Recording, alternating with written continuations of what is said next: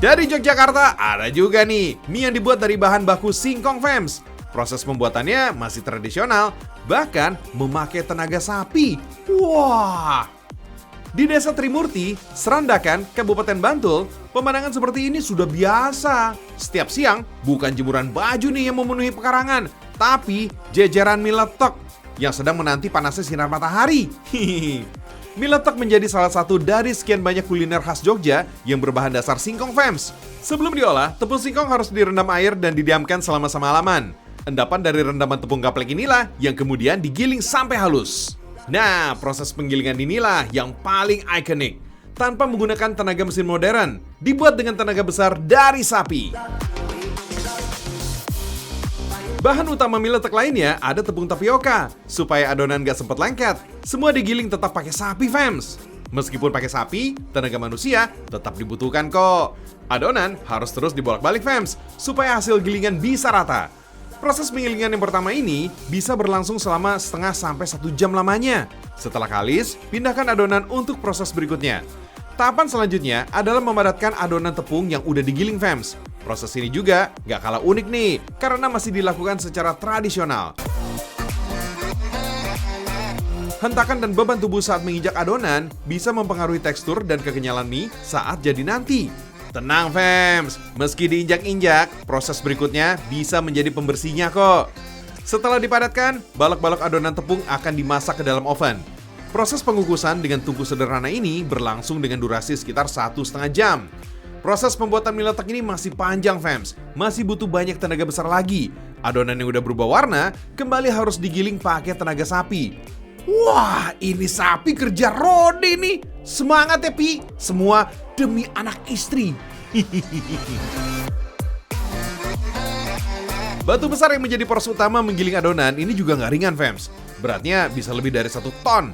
Tenang, sapinya juga nggak sendirian fams. Dirawat sehat dan bekerja bergantian. Setelah digiling dan dipadatkan kembali, adonan siap untuk masuk ke proses inti. Kali ini pakai tenaga mesin fams untuk mencetak adonan menjadi lembaran mie letek yang tipis dan memanjang.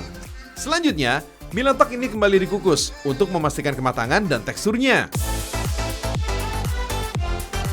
Oh iya fams, kisah mie letek di Bantul, Yogyakarta dimulai sejak tahun 1920-an.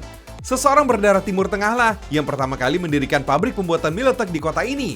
Berangkat dari keprihatinan sulitnya kebutuhan pangan di masa itu, siapa sangka pabrik mie letek pertama menginspirasi banyak usaha sejenis bermunculan.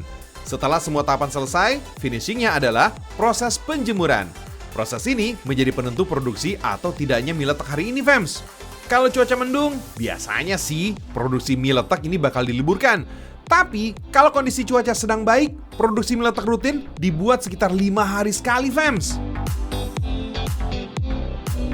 Fams, mie letek yang terbuat dari kombinasi tepung gaplek dan tepung tapioka bisa dipakai sebagai asupan karbohidrat pengganti nasi. Jadi nggak ada salahnya nih fams, buat kamu yang lagi diet nasi, memilih mie letek sebagai makanan pokok sehari-hari. Selain mie letek goreng, olahan mie letek rebus juga maknyus. Secara tampilan, mie letek mungkin nggak semenarik mie lainnya di pasaran. Malum deh fams, dalam bahasa Jawa, letek emang berarti kotor alias kusam. Proses pembuatannya emang tanpa tambahan bahan pewarna sama sekali. Pada tahun 2019, mie letek ditetapkan sebagai warisan budaya tak benda oleh Kementerian Pendidikan dan Kebudayaan Republik Indonesia. Wah, keren ya!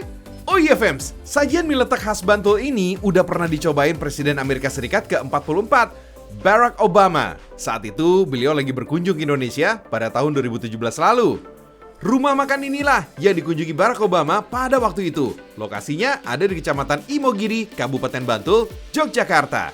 Di sini fams, sajian mie leteknya emang bikin kangen. Dengan harga Rp35.000, seporsi olahan mie letek goreng atau rebus bisa kamu pilih fams. Menyantap mie letek mirip seperti menyantap bihun. Kalau dari segi tekstur, mie letek sedikit lebih tebal dan lebih kenyal.